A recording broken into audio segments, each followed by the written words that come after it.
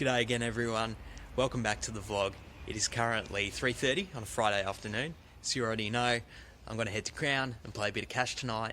It's Friday night, so the games are typically pretty nice, so definitely hoping to get some run good. We've been running good over the past few days, so hopefully it's all leading up to a big Friday night win as well.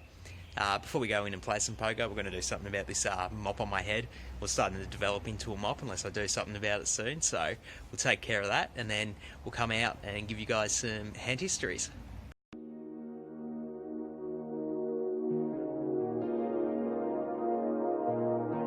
So it's 4:30 PM. Traffic today was actually really good, especially considering it's a Friday, so we made it with plenty of time to destroy this mop on the head. So let's get that done and then let's hop into some poker.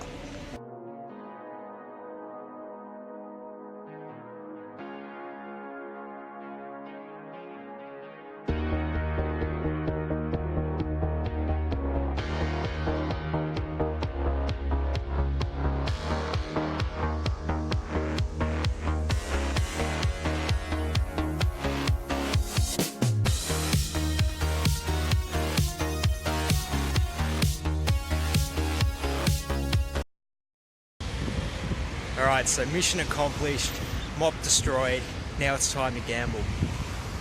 Friday night, probably going to be a bunch of good games running, excited to hop into them. Before we get to that though, as I take a leisurely stroll back to the casino across the Yarra River, I wanted to talk about one of the hands I played in the last vlog, where I called with pocket aces on the river. After I did that, I said that I thought that was a mistake. I actually have changed my mind on that. I think when the opponent bets so small, if we do start folding hands as strong as pocket aces there, we're going to open ourselves up to exploitation if they start bluffing. Because if they did bet that size for a bluff, they're getting a really good price. So I don't necessarily think folding is a mistake, even though he did have a flush in that spot. Sometimes in poker, it's okay to put the money in and lose, particularly when you're getting such a good price, like I was in that pocket aces hand.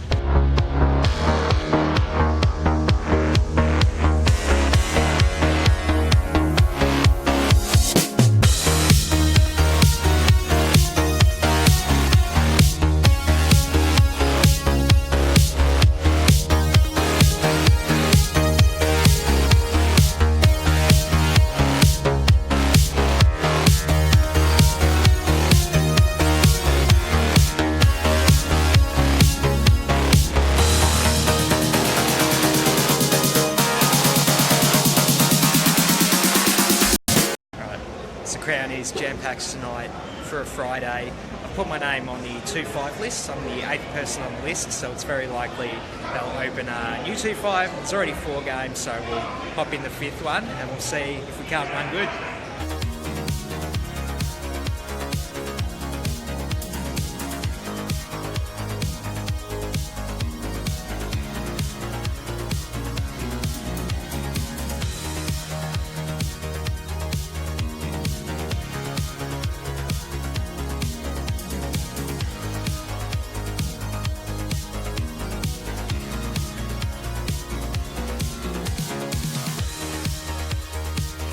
Alright, so it is 1 AM on a Saturday morning here at Crown.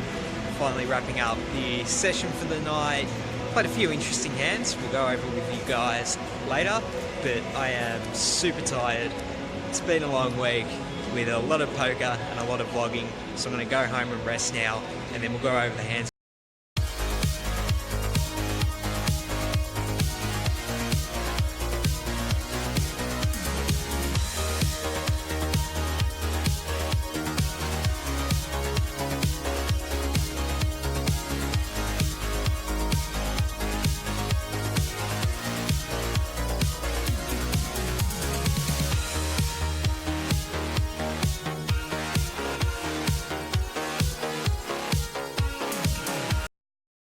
It is currently a Saturday afternoon. I'm actually back at Crown, inside the Lumiere bar, which is probably my favourite bar inside of Crown.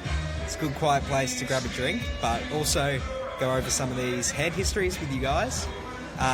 Before I do that though, just a little setup. I didn't just play 2-5 last night.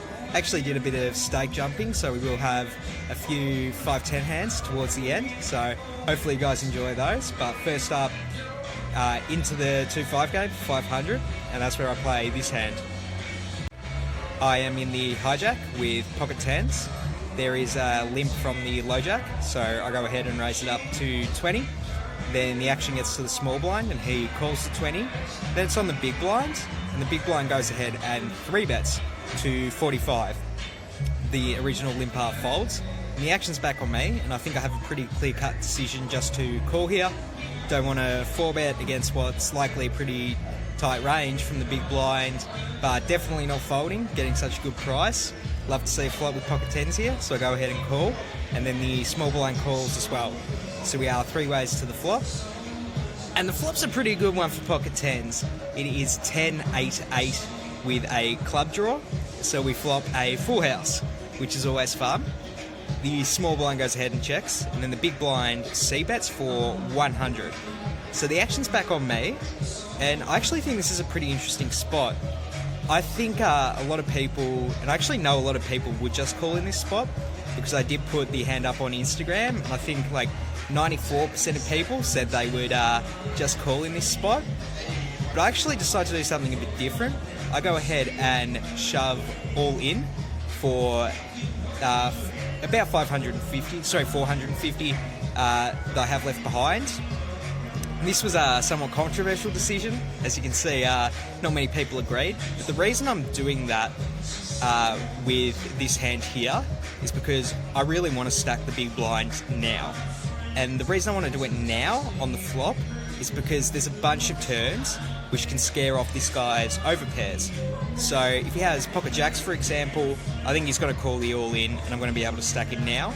But if I just call and the turn's like any club, offsuit queen, an offsuit king, or an offsuit ace, I think he's going to be more timid to stack off with an overpair there. So I'd rather get it in now when I can 100% know I'm getting the money in good. So that's what I do. I go ahead and shove all in. The small blind folds quickly, and then the big blind snap calls and flips over pocket aces straight away before I even can show my hand. And then I do show my hand, and he's pretty disgusted. So very, very stoked to get it in here with the full house against just one pair. And then we're off to a turn, and the turn is the ace of diamonds.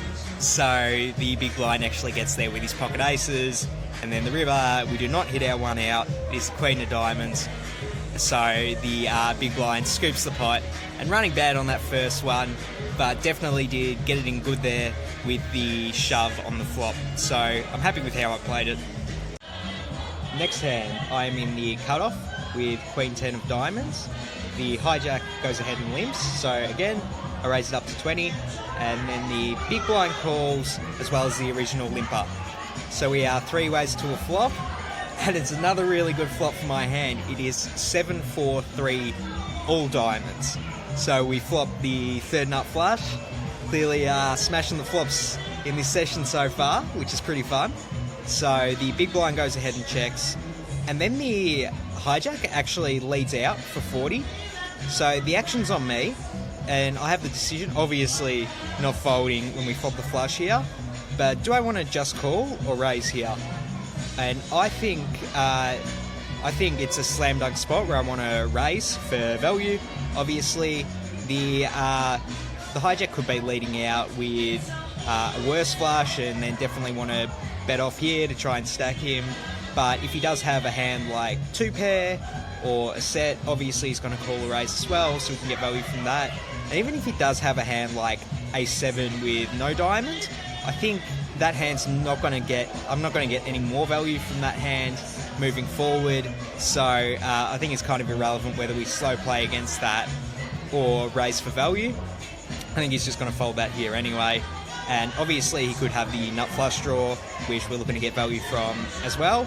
So I go ahead and raise it up to 120, and then the big blind folds, and the hijack decides to call.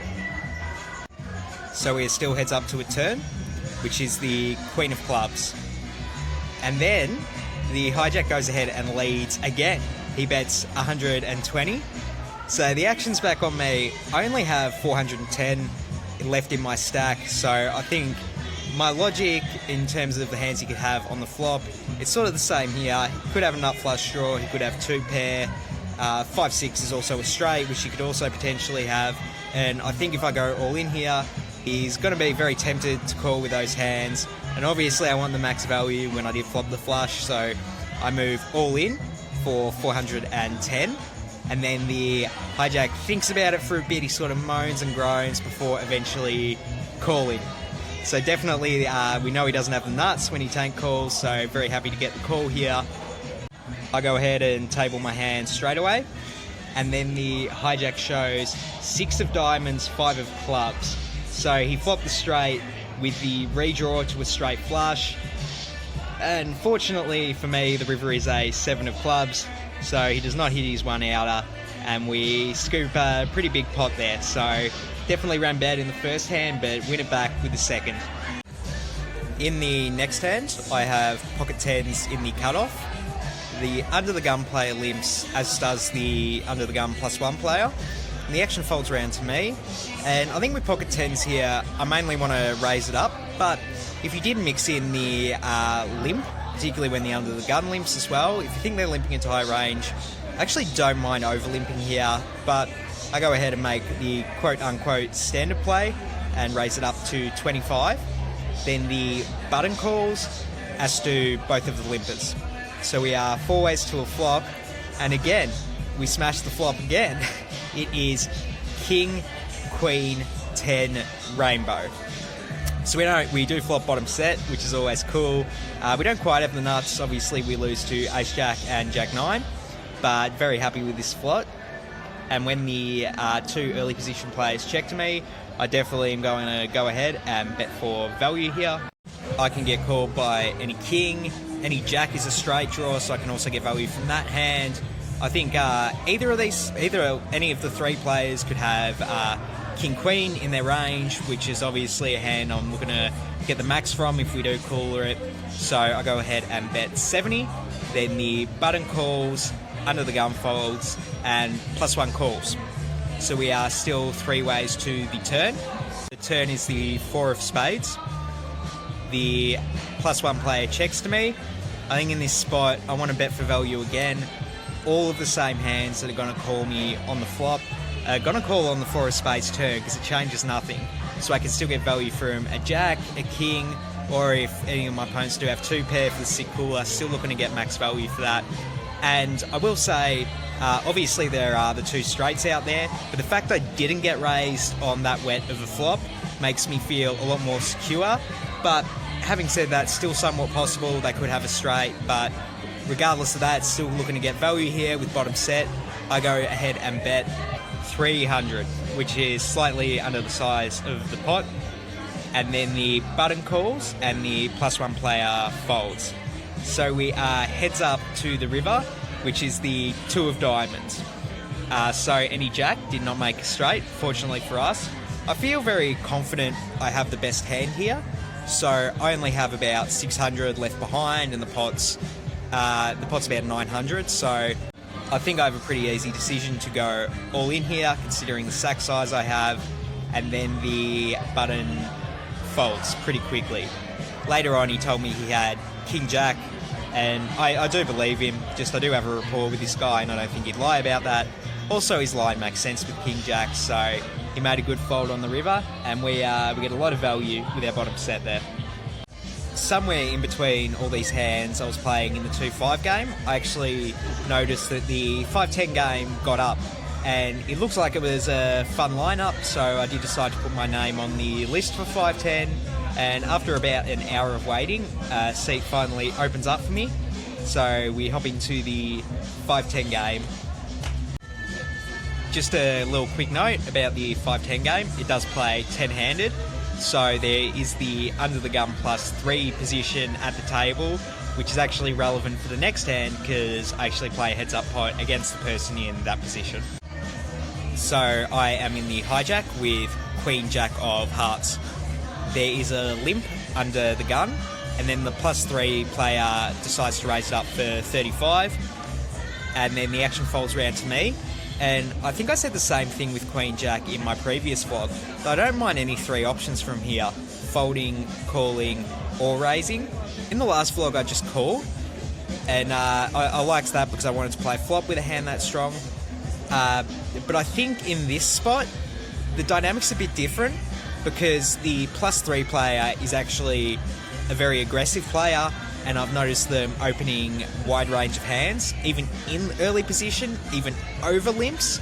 So I think with that dynamic considered, I definitely want to be either 3-betting or folding my Queen Jack here, and I think I would much prefer to 3-bet in this spot, because if he's opening a bunch of garbage hands, he can either call or fold with those. I don't really mind either way, but regardless, I go ahead and 3-bet to 140. Then the action folds round, the under the gun limper folds, and then the +3 player calls. The flop is Ace-8-3 Rainbow. The +3 player checks to me. I actually go ahead and check back here. Don't really expect the +3 player to fold. Many range of hands that call pre-flop on this board.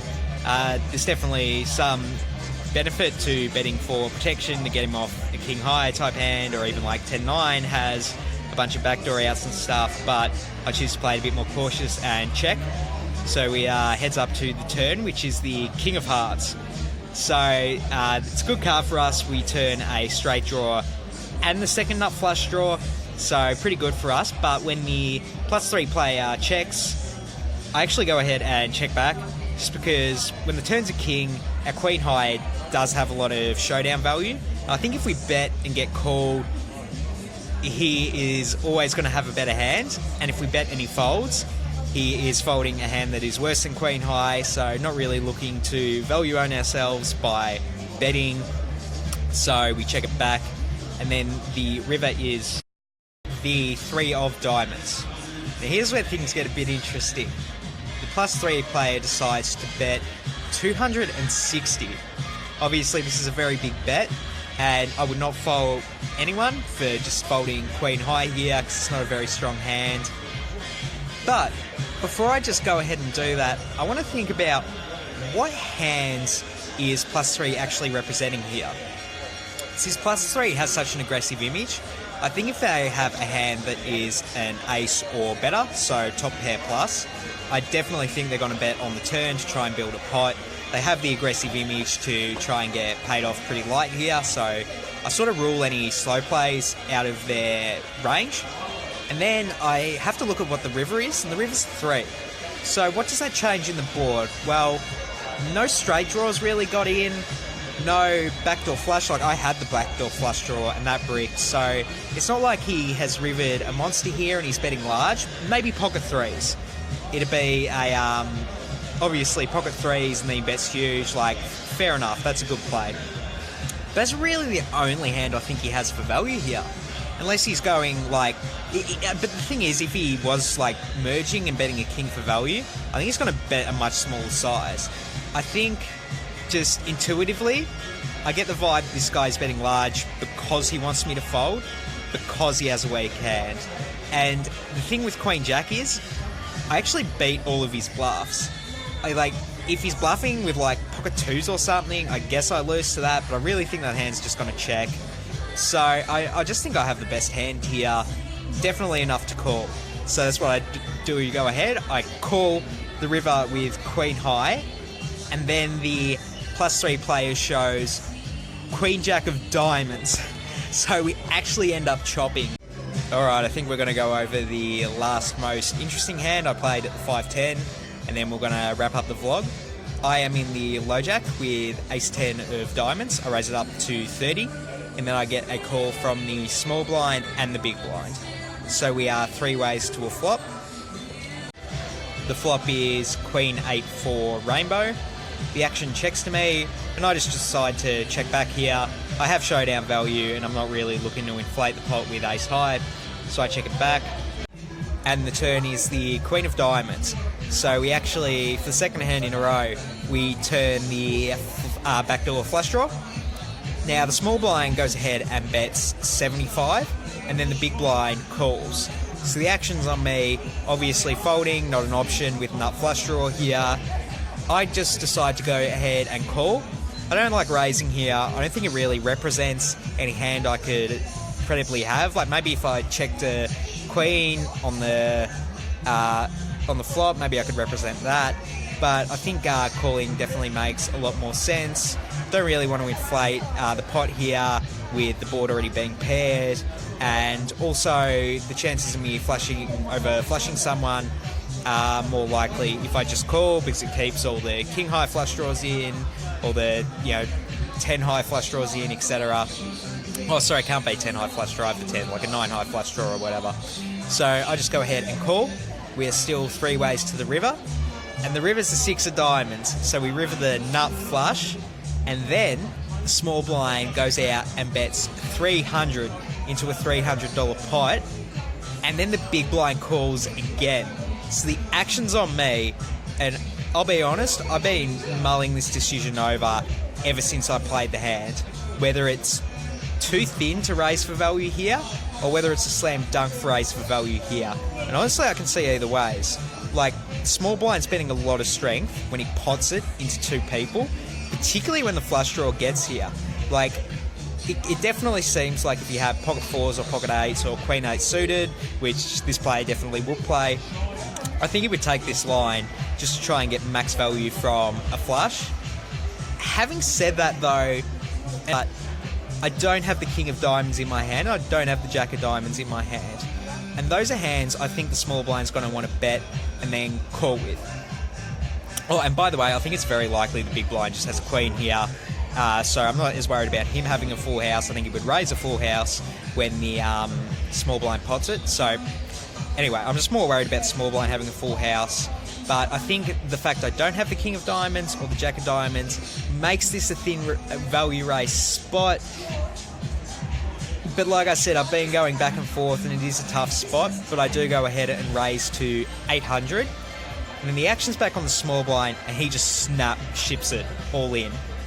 And he has like 2.5k, which is like the big blind covers him, but he covers me. So the big blind sort of just folds pretty quickly, and then the action's back on me. I have another 900 if I want to call this bet, but I think in this spot, the small blind's always going to have a full house. I was already concerned on the river that the raise was too thin to go for it, and that he might have a full house anyway, but I did decide to go for it. If he does have the king high flush or the jack high flush, I think he's just calling my raise. He's definitely never shipping it in on the paired board. He might be worried about me having a full house. So I do go ahead and fold the nut flush on the river here, which felt so gross at the time. But after the hand, small blind shows the 4 of hearts before mucking his hand, which very heavily inclines me to believe that he did have pocket 4s here and he did turn the full house. So I was very happy to see that card. And like, if he was bluffing with ace 4 suited or something, which I highly doubt, like, power to him, it's a really strong play. But I think, at least from a results perspective, I made the correct fold here, which obviously I'm very happy to save the extra $900 I saved. So that's going to wrap it up for the vlog today, guys. Thank you so much for watching. If you do enjoy my content, please subscribe below.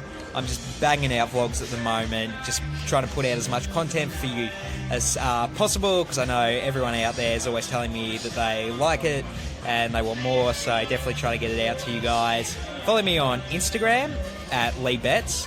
I do interactive hand history, so you'll actually get to see some of the hands I put in the vlog before I put them in the vlog, and you'll actually get to vote on what you think the right play is, whether I should call, fold, bet, check, etc. My Instagram, I'm always putting hands up where I put polls up for you guys to decide what you would do. So follow me at Lee Betts and subscribe. I'll bring another vlog out to you guys soon. Peace.